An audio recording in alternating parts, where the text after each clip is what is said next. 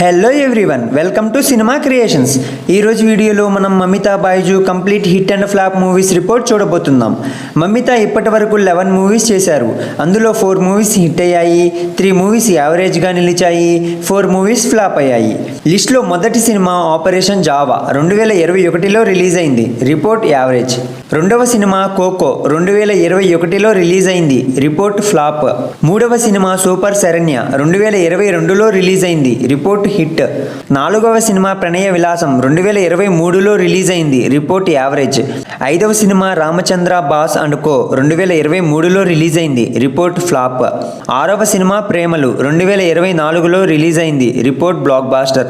ఏడవ cinema rebel 2024లో release అయింది, రిపోర్ట్ ఫ్లాప్. ఎనిమిదవ సినిమా డ్యూడ్ 2025లో రిలీజ్ అయింది, రిపోర్ట్ బ్లాక్ బాస్టర్. తొమ్మిదవ సినిమా కారా 2026లో రిలీజ్ అయింది, రిపోర్ట్ యావరేజ్. 10వ సినిమా జననాయకన్, ఇది భగవంత్ కేసరి మూవీకి రీమేక్, 2026లో రిలీజ్ అయింది, రిపోర్ట్ ఫ్లాప్. 11వ సినిమా విశ్వనాథ్ అండ్ సన్స్ 2026లో రిలీజ్ అయింది, రిపోర్ట్ రన్నింగ్ సక్సెస్ఫుల్లీ.